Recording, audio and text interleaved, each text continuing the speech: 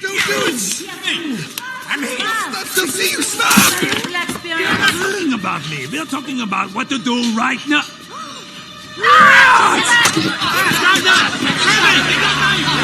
Don't touch him! Thanks for coming back, little chef.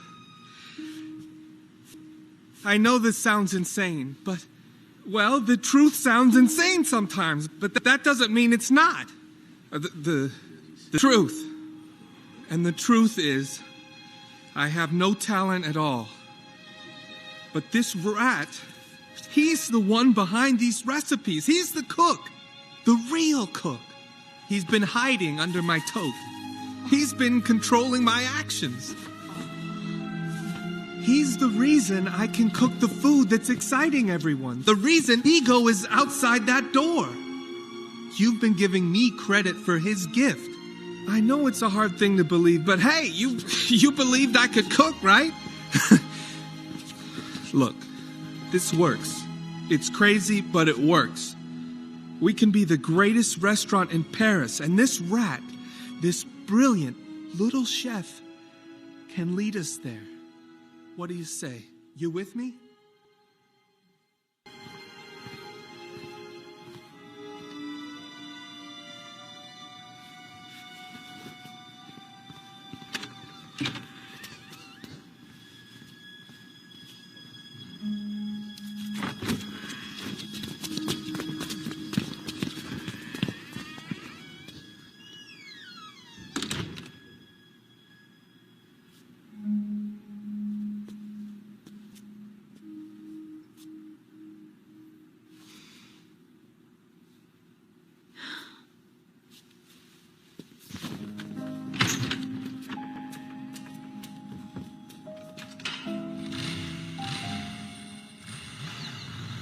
Oh.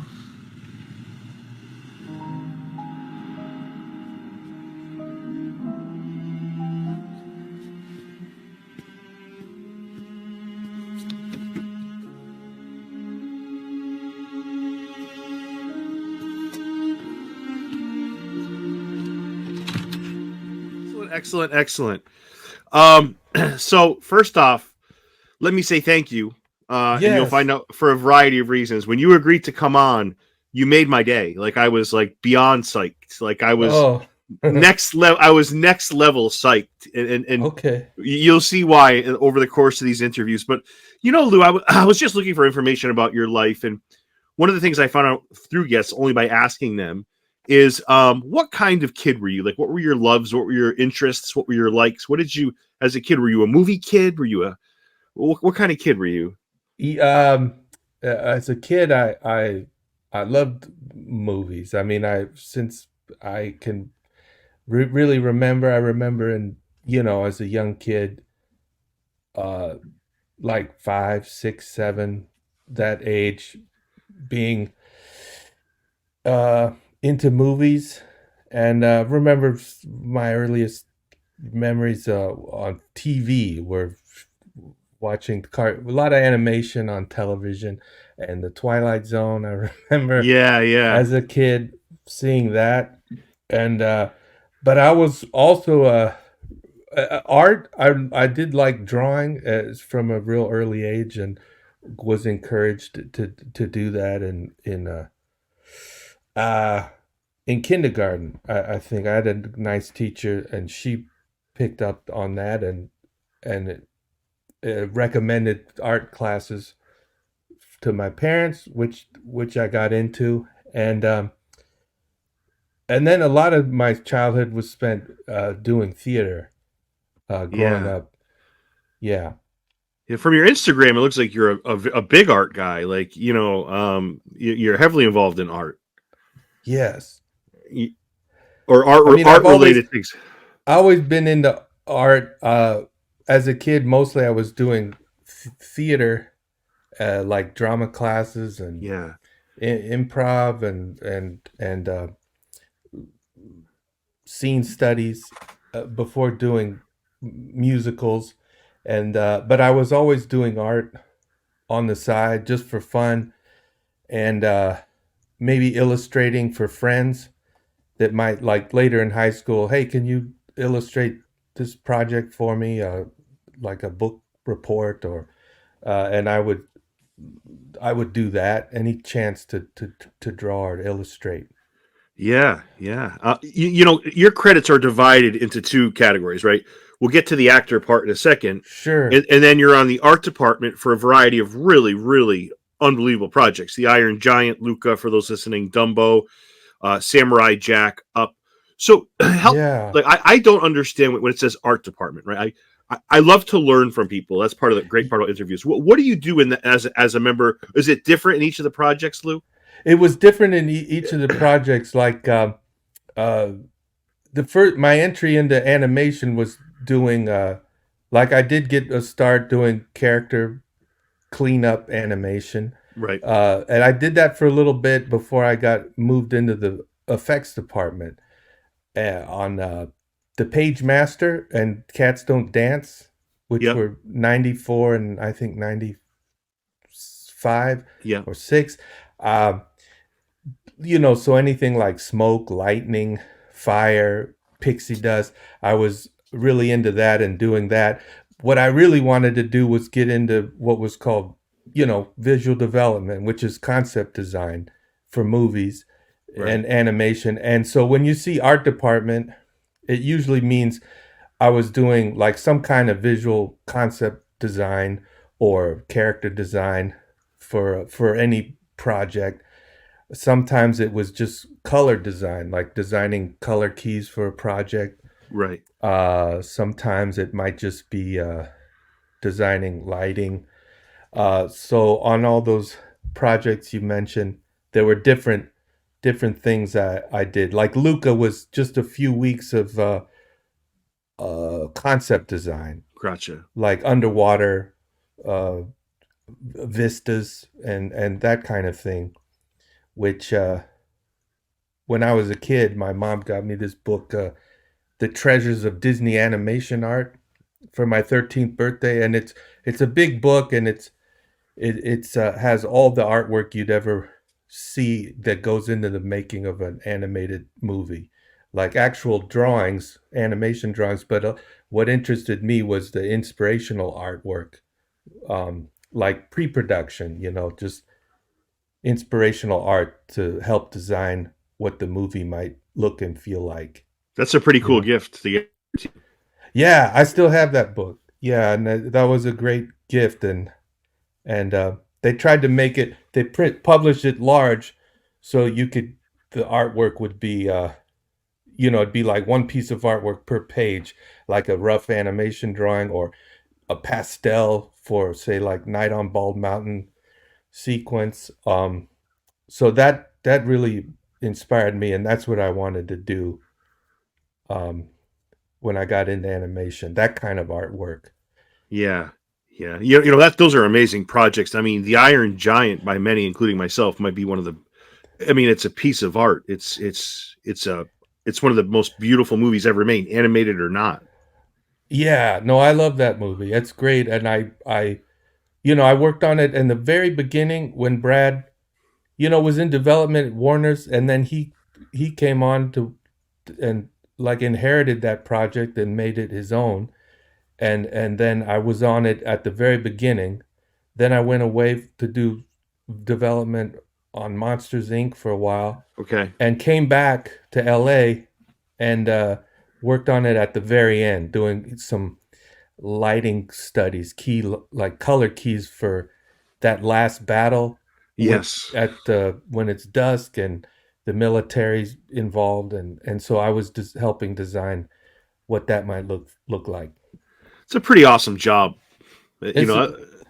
Yeah. Yeah. Pretty cool. You know. Yeah, that was a I enjoyed working on that, and as he was wrapping up on that, he was looking ahead to get the Incredibles pitched around town, because he was conceiving that as a hand-drawn animated film, you know. Yeah. It's crazy. You think that you talk about Brad Bird, correct? Yes, Brad Bird, right. You think that he wouldn't have to pitch anything at this point? Like you think that a guy with 2 Academy Awards, they'd say, you know what, you want to do it? Here's here's a credit card, go to town, right? I know. No, that's the thing. I know, but I know he's working on a project. I think now with Skydance and but you're right. It's even though he's had several films under his belt and successful ones, and he still has to work and like prove himself and get people on board with what he wants to do. You know. Yeah, yeah. And Up is the other one. I mean, just another beautiful. Forget the emotional part of it, like just the way it Right. looks. Jesus. That was a lot of fun. The designing of that project, and that was like from I started on that in 2005 after The Incredibles, and worked on it till I think 2008. So for a few years, and they took us to they sent us to Venezuela. So on a research trip, which was a lot of fun, and we were on site in the jungles there, and those mountain plateau jungle, the tapuis. Correct. We went to a couple of those, and we were drawing on site. But then when we got back, like we spent, I think 3 or 4 months, just everything we saw and sketched, we made paintings of, and built little models of, and that was a really fun. Just doing that. That's a long time, Lou Hans. That's amazing. That's like a signing up for the military. That's a big Yeah, commitment. yeah. I mean, I don't know. Some projects have that kind of luxury still, but now things are there's a lot leaner. They might have a core team that goes Gotcha. somewhere, but that was a different time when a lot of studios were doing that. Like if like Kung Fu Panda, if it's set in Asia or China, they'd send people out to China and go visit and draw and then come back and put it all into the movie. Yeah. Do you ever have like a keepsake from the movie? Any type of like stills or anything? Do you get to? I don't want to get you in trouble with your answer, but are you Oh, no, like any type of drawings? Do you like to you keep things, or is it like nah? I think no. I have if I have anything, it's usually like just some of the rough sketches or maybe rough drawings that led to finished paintings. Yeah, But yeah. I don't. I usually don't keep anything. I know some people do, Right, right, right. um, but I don't have anything. I think that I kept. Lou, You I know, think you would be terrific at Comic Cons. I don't know if that's your thing, but I've been to. Yeah, I've been to some Comic Cons, like especially around the Incredibles. yeah, When we were making it, all through 2000 to 2004, I went to Comic Con. I went to those Comic Cons, and those were yeah, big ones because that was in tandem with like the Lord of the Rings films were coming out then, and also the Star Wars prequels. I remember that was a yeah. big presence.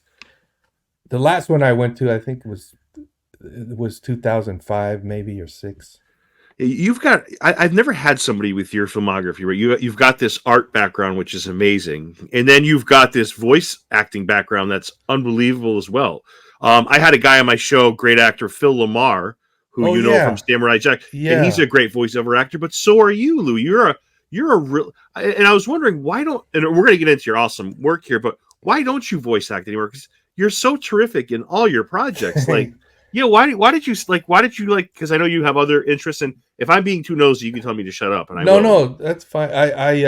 No, I, I enjoy doing it, and I have enjoyed doing it, and uh, would like to do it more. It's not something I pursued. Someone like Phil Lamar, who I think came from the Groundlings, and Yeah, I he's know a good. lot of people that came from the Groundlings that have gone on to like do exclusively just voice acting, and they have very successful careers doing that. And I've enjoyed doing it, but it was always kind of like a side thing to what I was really doing, which was like working in the art department. Right. But but But yeah, you find a lot of people, whether they're writers or performers, they also like, hey, you do music too, and they or Yeah. they might be into photography or design and or special effects. It's all falls under the same umbrella, you know. Right, right. No, I get that. How did you start your relationship with Brad Bird, who's an absolute genius, as we talked about? How'd you start? Yeah, he I was at when I was at Turner Feature Animation working on the Page Master and Cats Don't Dance. He was coming on. I think he was because he was working at, I believe that's when he was like an executive producer and director on The Simpsons. He was had a project that he brought to Turner to develop, which was Ray Gun. It was called like a sci-fi Right. noir thriller, and he came to Turner Feature Animation to develop that, and I wanted to get into the development department, so I was submitting artwork, and they had a full staff of artists that were working on other projects, possible features, and they showed him, I think, my artwork, and he was staffing up, you know, to get started, and he gave me my first job doing that kind of artwork on a animated movie. So I got my first break from Brad Well, in 90. We met, I think, in 94, and yeah. I was started working for him in 95 for about a year, maybe a year and a half. And that project, you know, it was the studio changed hands. It was like Turner, then they got kind of swallowed up by Warner Brothers, and then that project was shelved, and then that led to him getting Iron Giant. Yeah. Yeah. But we, you know, we've been in touch off and on, and sometimes these projects they don't go, you know, they you work on them for a couple years and they get shelved, or then they come back. And Right. Right. Right. Yeah. but It's he clearly thinks the world of you because he's brought you on a lot of the projects. thanks. Y- Yeah, You I know. learned a lot from him, and it was fun when it was working for him. It was just me, and Tony Facilli, an animator. He had a couple animators working on tests, and like I think three or four storyboard artists working on it, and he was writing it, and a couple other concept artists. He'd come. They were part of it, also doing paintings. You know, a lot of concept art we were doing. Yeah, yeah, yeah. And I'm trying to figure out the Disney Pixar Association, right? Because for those listening or watching, Steve Jobs bought Pixar from Lucasfilm, then Disney buys Pixar. And I know Disney owns Pixar, but are they completely not related? Because I feel like if you look at Pixar's movies, right, Wall-E, Ratatouille, The Incredibles, Finding Nemo, Up, then you look at a Disney side of things, you see things like Lion King, Mulan. I Yeah, feel like Pixar is like I don't know how to. I feel like it's so much more effective than what Disney's been producing as animated. I don't know, but then again, I don't know if they're the same thing. Like, could you explain I that to think. me? Yeah, it's kind of an interesting history because you know, Pixar, like you said, I think Steve Jobs bought it from George Lucas for, I think, 10 million. You know, he knew the Pixar team wanted to make animated features or animated films, and and Lucas was just interested in them as like a division of his effects company, ILM.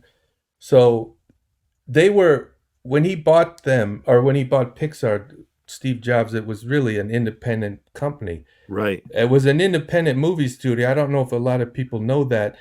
And then all the movies they released and that were financed by Disney and released by Disney, that was they had like final cut on, you know, until they got bought by Disney in 2006. So they were an independent movie studio operating outside of Hollywood.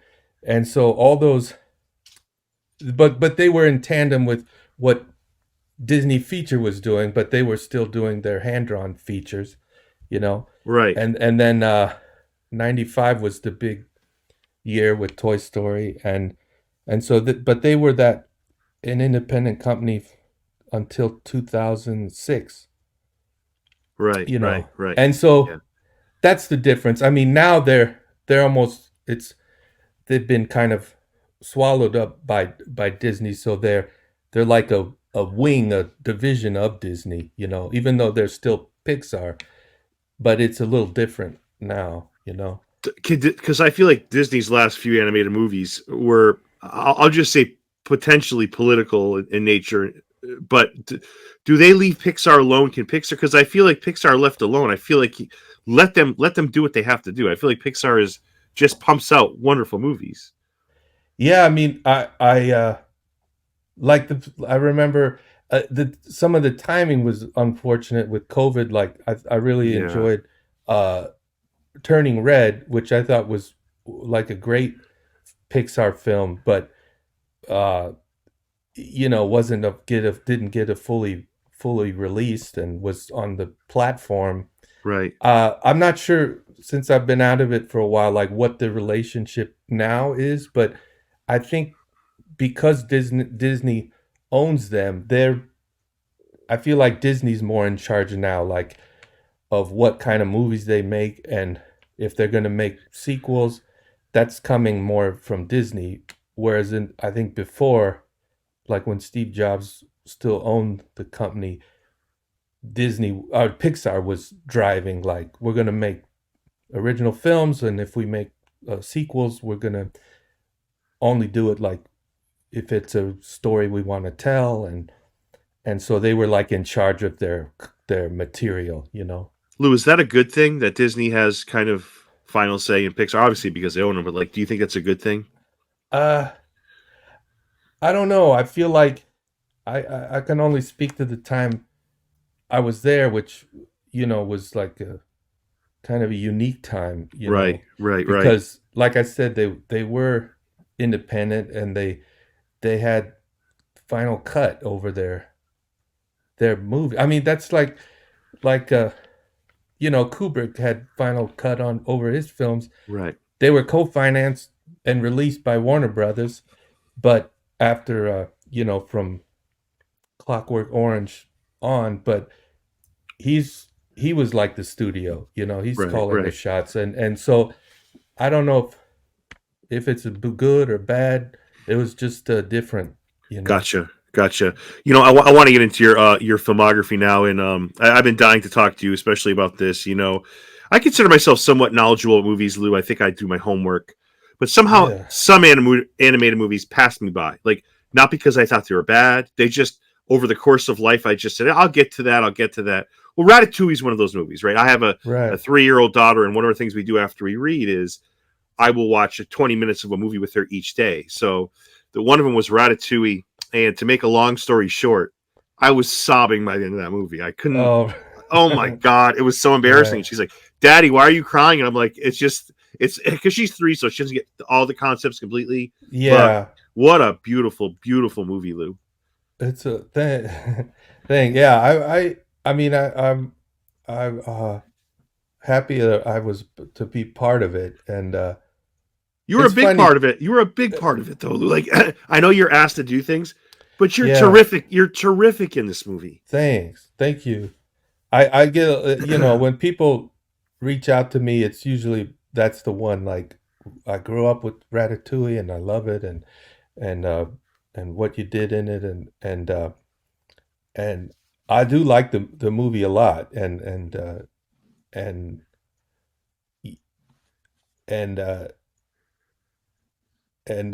I think, yeah, it's a really strong film, and I've shown my kids, and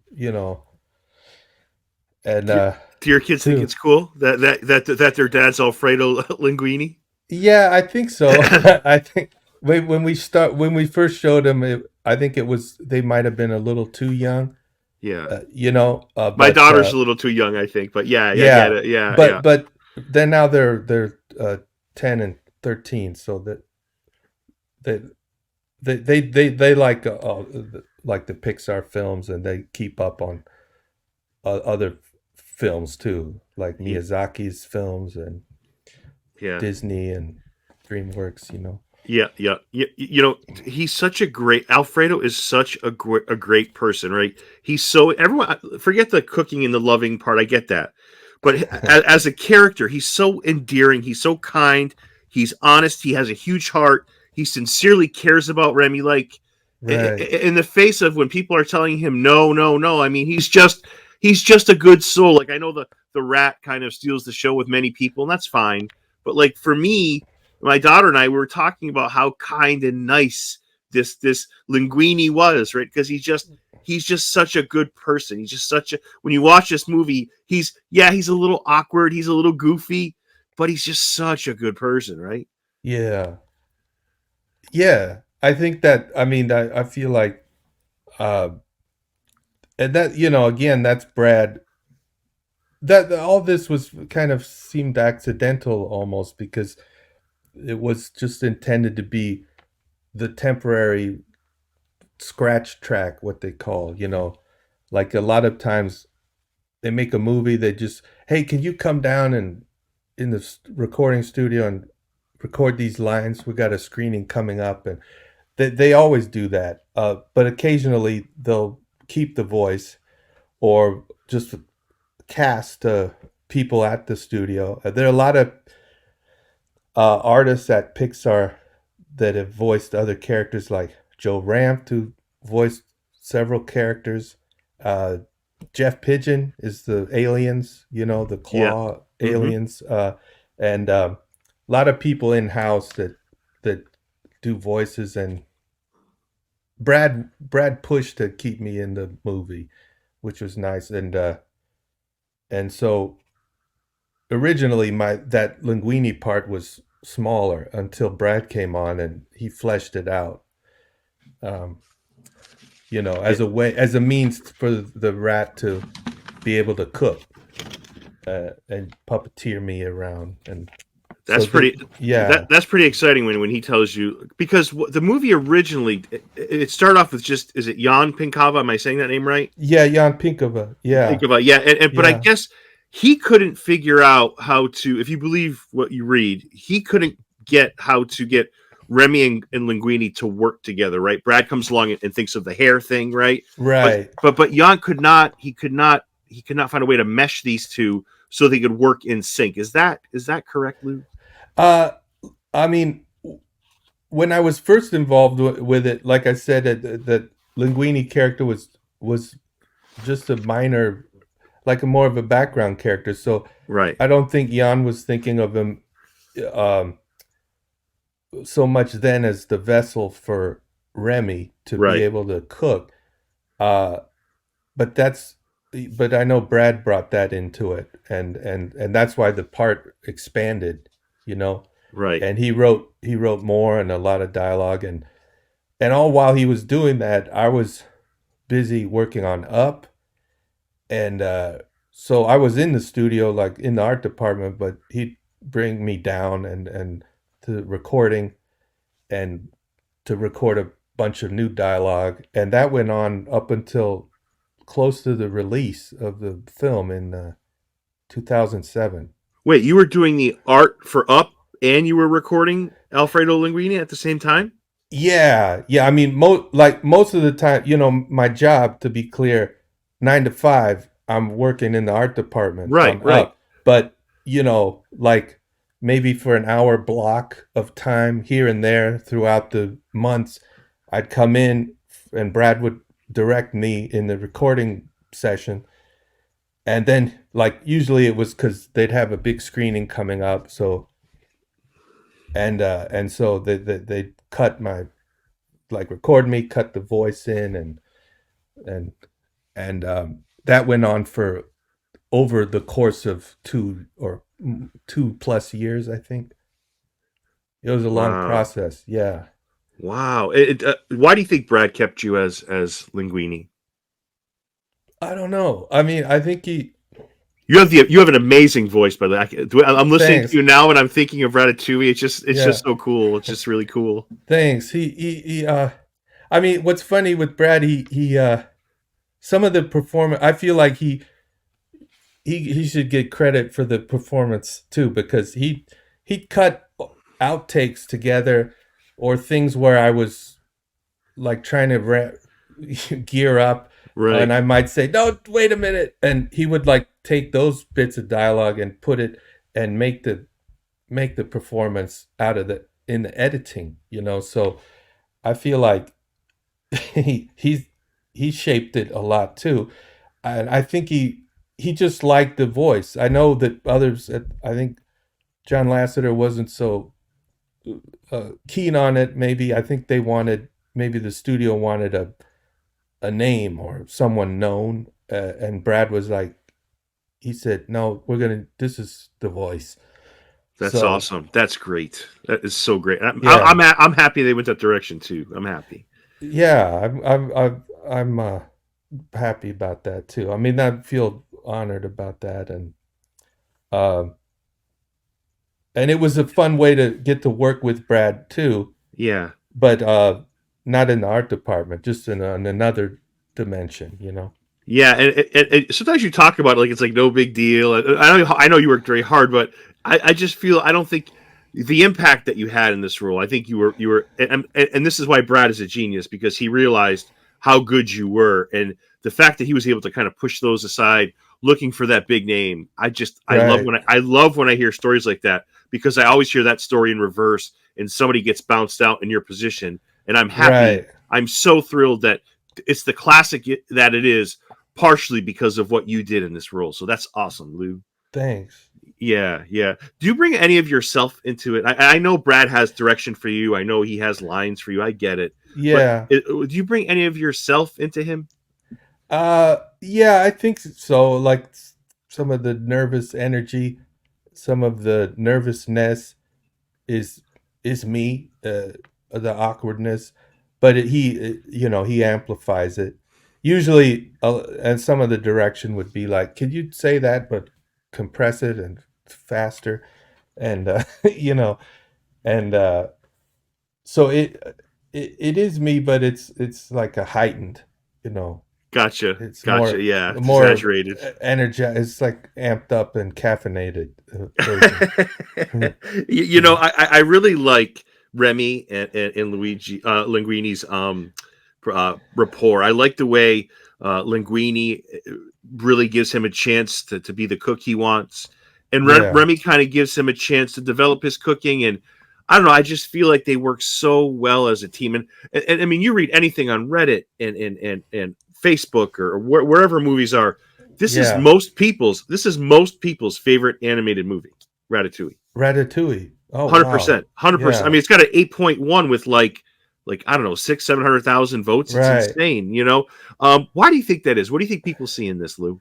I think I think people like a good, you know, underdog story, you know, Right, right. like seeing people that are oppressed or pushed down or confined, like, hey, you can't do this or you can't have these aspirations, but then succeed. Like people love that kind of story because and I think it's done really well. You know, I feel like it's a and in the it's a happy ending, but in the end, you know, they get the restaurant gets shut down, but they start their own thing, but Right. it's smaller, it's intimate, it's like more a cafe, it's not a Michelin restaurant, but it's still a happy ending. But also, I like that when a happy ending like that is feels earned, you know, like Yeah. it doesn't feel like you like the director cheap copped out or just tacked on a happy ending. That it feels like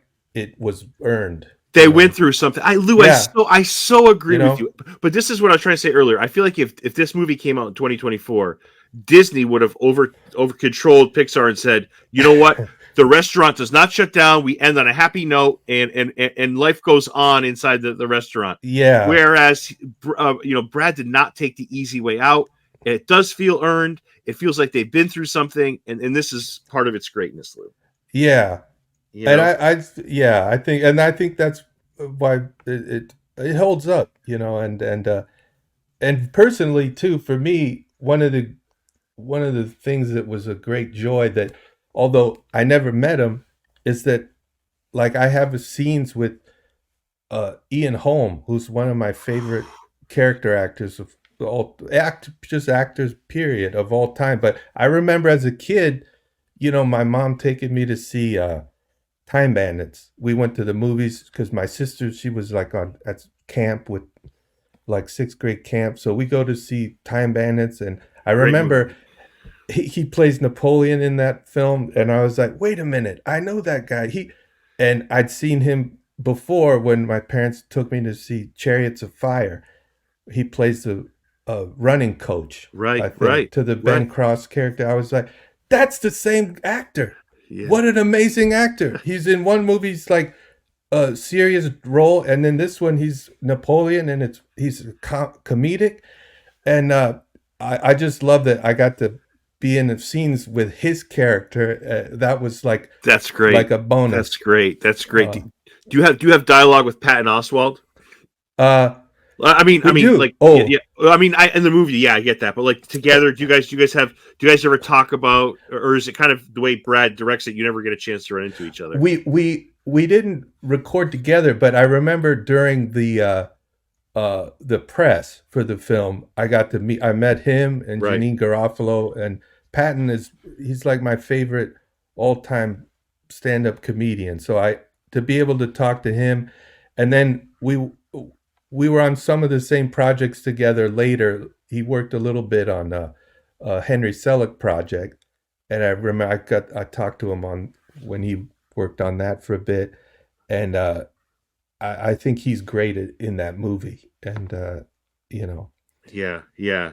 Do you think, because not a lot of people say this, but I was just curious, do you think the movie would have been less effective had Remy been able to talk to Linguini and they had dialogue with each other instead of Remy just like nodding or pulling?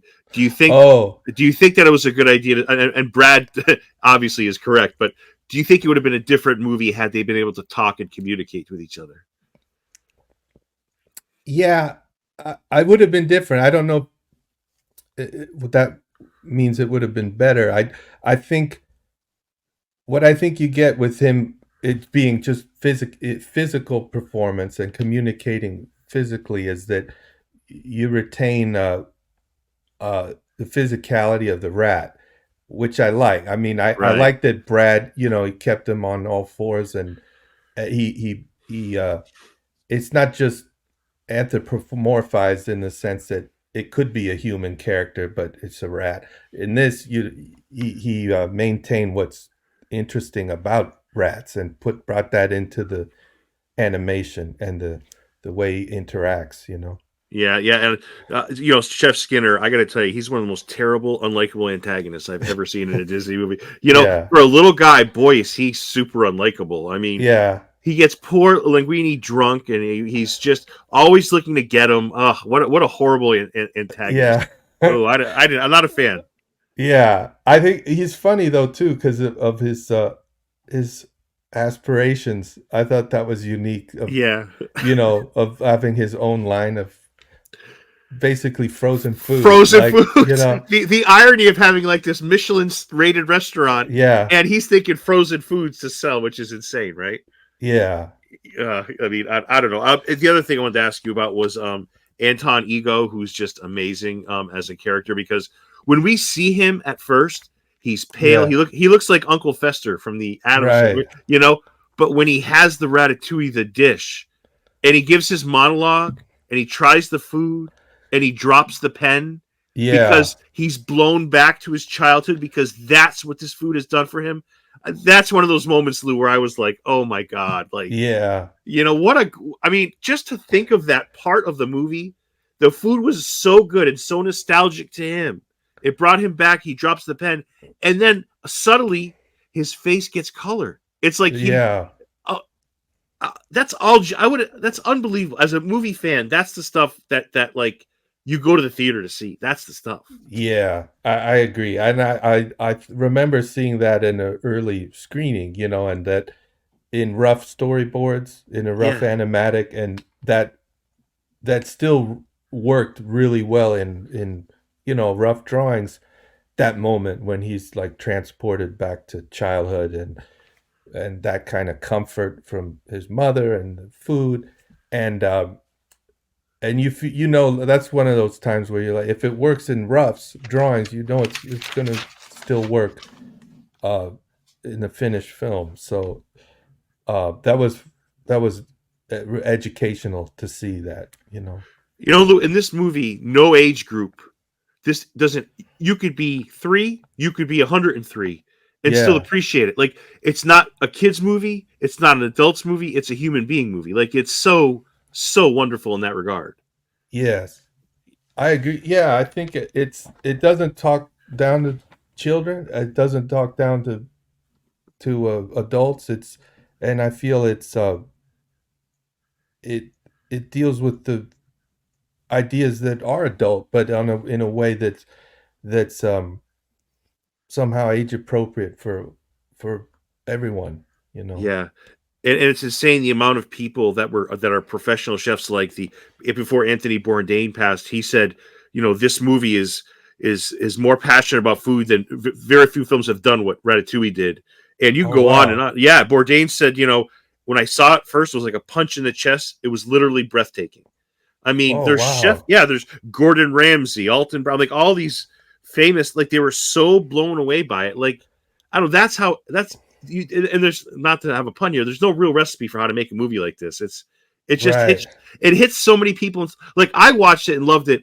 Yeah, for the food, I guess, but like I watched it because of the friendships, the love, the relationships. That's how it hit me. It hit somebody else Yeah. different. Where when they probably saw the scene with Ego and getting blown away, and the love for food, the love of what Remy did, the love of what even though he always says he's not a chef, Linguini still loves being in the kitchen, I think. Yes. Yeah. He just I mean, it's nice. He just finds his own uh his role by the end, like what his role is, which is to serve people and put people at ease, you know, as a waiter, and that in itself is an art, you know. And uh but yeah, I love the movies about a passion. I think Yeah, that's why people respond to whatever your passion is. In this case, it's food, and I know that I remember when they were making it, you know, and they were working with Thomas Keller of the French Laundry, you know, and them being able to go into the restaurant and see that, you know, how meticulous that craft is, and see how similar it is in ways to animation and making film. You know, it's just another way to funnel the passion, and I thought they captured that really well yeah. in the film. That's so well said. You know, I love the friendship of Remy and Linguini, and I love the redemption of Alton Ego. It's a redemption, right? He's kind of a bitter guy, you know, Right. and blown away. But thank you for all this time. I have a few more questions for you, Lou. Thank you for this. Yes. It's very Oh, kind of you. absolutely. Yeah. Yeah. You know, I feel like excuse me.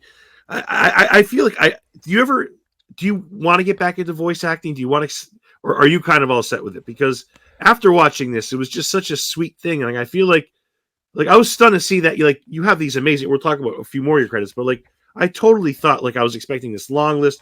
Do you think you see? Is there a chance you'd ever get back into it again? I'd like to. Yeah. I mean, I'd like to. Um, I've always been. I mean, I grew up performing and all through high school, and then you know I shifted gears and got more into animation. But even when I was um, working full time in animation, I was still taking breaks now and then, and like going to take classes at the Groundlings. I did for a couple years, and just other acting classes. And I've always like lend myself to friends who might be want me to do a role for a independent film.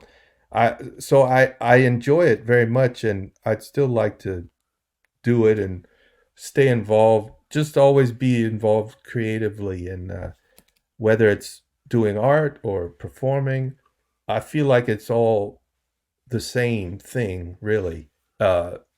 In the movies or in theater, you know, it's all just part of the same process of storytelling. Absolutely. I was gonna say story. You're a phenomenal storyteller. What's your favorite Linguini moment? Your favorite. Your favorite. I think. Well, uh, I think it's maybe some of the scene with the Skinner and Linguini when he gets me drunk and he's trying to break through and I just keep shutting him down like no. Yeah. He won't give in. Yeah, he won't give in. And that was fun to record. I remember. Brad's funny. Sometimes he would be there like physically. He's like, I'm gonna tickle you. I'm gonna tickle you. So or just react to what I'm doing. He'd be poking me and I feel because we know each other and been together working since '95, he had like a comfort level with me. So Well, you're friends at that point. I mean, yeah. I think, yeah. But I enjoyed that. I always also think that reminded me of Pete Sohn.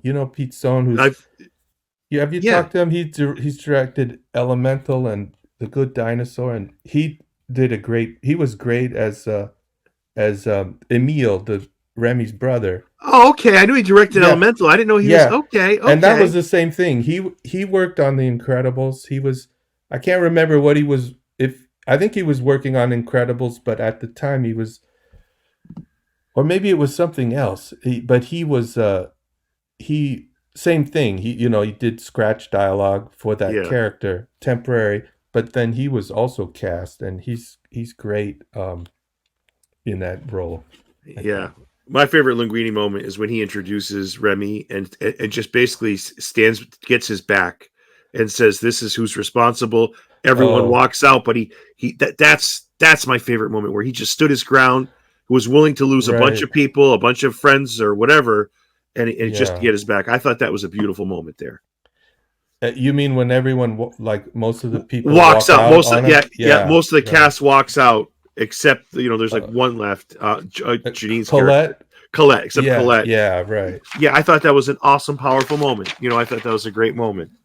It is, yeah. Yeah, wonderful movie. But the other two quickly I want to talk about was, I feel like Snot-Rod is a underrated character. Do you get any love for Snot-Rod in Cars? I do. It's funny. I get letters from folks that, usually it's like young kids that are really into cars and they like Snot-Rod. They like Snot-Rod and that whole group of, I guess, like the bad guys. The troublemaker cars. And, but yeah, that was, I think I was working on The Incredibles and they asked me to do, that was one where it wasn't meant to be temporary. I think John Lasseter wanted me to do that voice, and that was just one day of.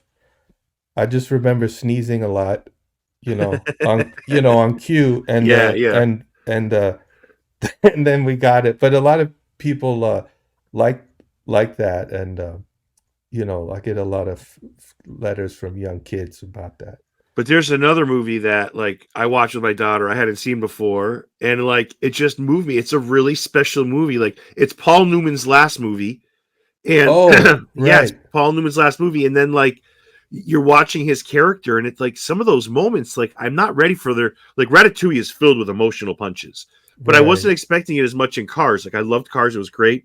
It's got some really heavy emotional moments in it. It's just an amazing movie. Yeah. Yeah, my kids like it a lot too, and that's what my wife worked on that. We met at Pixar. She was on Cars and the sequel, and she worked on more movies than I worked on because of the nature of what she does in the art department. But she was on that one, and that's very cool. Yeah, what's crazy, Lou, is I wanted to put something on the screen, is the amount of money. This is from Ratatouille. $250 for an Alfredo Linguini. Funko, is that Funko? That's Pop? Funko. Yeah, I think. Yeah, but these are no joke. Like, and then I found this. I mean, you know, Oh wow. yes, Snot-Rod. So, like, your characters are like being made into like action figures, dolls, cars. Like, that's like, I would rather have that than an Academy Award. I'm sorry. Like, if I could go down as an action figure or a doll, yeah, sign me up. Like, right. isn't that cool, Lou? Is that a part of the perk that I'm sure you don't think about it, but like, it's a pretty cool thing. It is cool. I mean,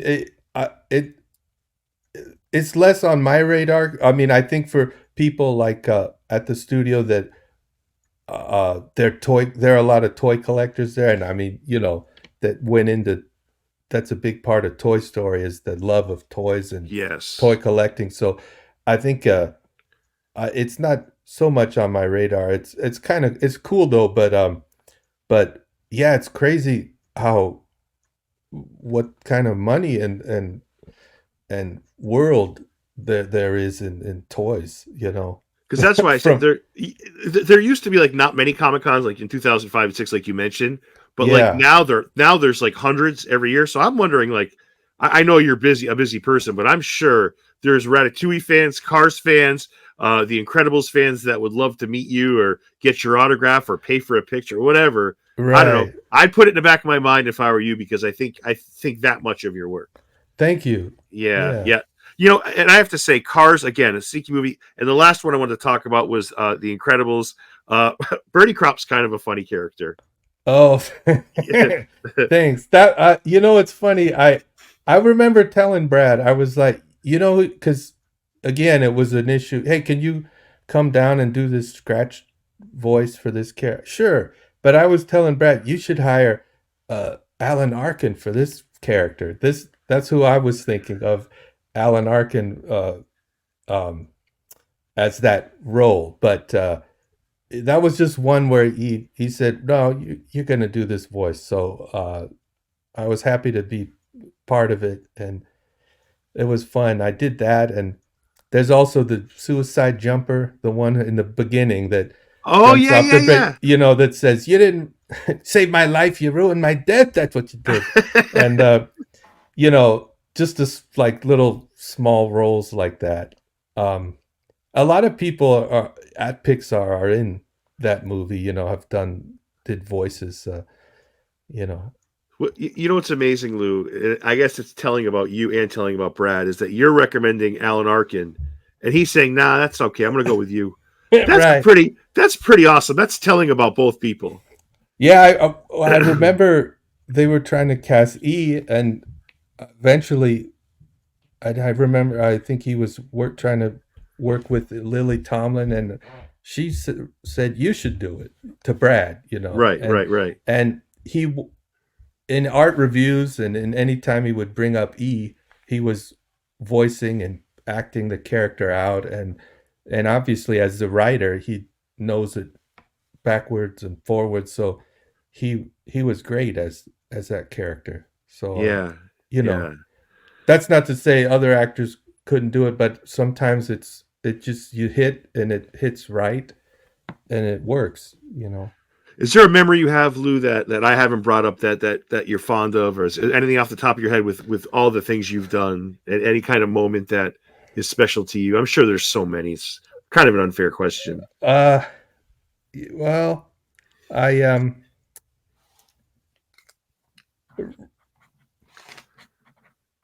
I remember just what was real special was the Incredibles, the rap part or the premiere where some of the core team, we all went to LA, and which was fun. We saw the film at the El Capitan Theater in Hollywood. Yep. And that's a real fun memory because I remember being there. I was like 3 rows behind Samuel Jackson, watching him watch the Incredibles. And when Jack breaks out at the end and starts transforming into all those different has all those different powers, he was cracking up.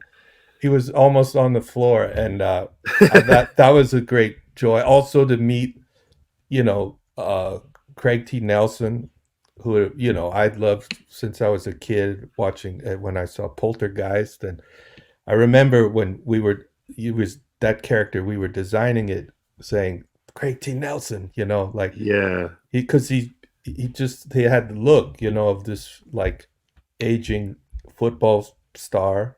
And Like his role, television role, the coach. Because you and I are like the same age, yeah, so right, you and I grew up watching the same things. You know, which right. is great. You know, you know, Lou, I have to say, I can't thank you enough because, like, my daughter, we have these moments every night. Like in the last three, like especially Ratatouille, you know, we talk about Linguini and why he's a good person. We talk about Snot-Rod and why he was kind of maybe you know, he ran with a different crowd, and we Right. talk about, you know, Bernie Kropp, and you know, I don't. It's just I love the fact that your work has like created this bonding and family moment for me. You know, we've had so many discussions about Ratatouille. We talk about it all the time, and all I can really say is like, thank you, Lou, for all your work and everything you do artistically and as an actor. It means a lot. I sincerely mean this. It means a lot to me and my family, and like, thank you for that. Thank you, Derek. You're welcome. I appreciate it, and I'm glad it, you know, brings people joy and excitement Yeah, about movies. you don't get enough credit. I mean, like if it was me, like you're a humble man. I am not. Like I would be bragging. You know what? I was in Ratatouille. I was Linguini. I was, you know. So I don't know. That's what I would be doing. I just think it's really cool. My last thing for you is what are you doing with yourself now? Are you just doing artwork? Do you have any? Or do you talk to Brad often? Is it infrequently? Just whatever you wanted to say, Lou. Anything you wanted to throw out there. No, Brad, I was in touch with the last summer. You know, when he he was getting his project in development at Skydance, I think, and I talk to him every now and then. You know, Right. and and we have a lot of friends in the same circle, and sometimes I still see him, and I lately I haven't. I'm starting to do some freelance now, and just work on personal projects like personal art projects, Yep. and um, so that's what I've been doing. Yeah, that's But great. but That's thanks great. for reaching out to me about this, and for introducing me to your podcast. How does this work? You're gonna edit So this yeah, so down and there's not much editing here because like it was a very like you're awesome to talk to. Like it's like talking to thing. a friend, you know, and I will post it tomorrow. I'll put some editing, but nothing like something that you said or anything like that. I'll put the ends on it, and then I'll put it on YouTube. I'll put it on Apple Podcasts, and that'll go everywhere. So Great. you were terrific, and like thank you for this. Like, and I meant every word I said. Like, Thank you, Derek. it's just terrific. Lou, have a wonderful night, and thank you for this. I appreciate it. You're welcome. Take a happy new year Yeah, too. same to you, Lou. Take Thanks, care. Derek. You Bye too. bye. Bye, Derek.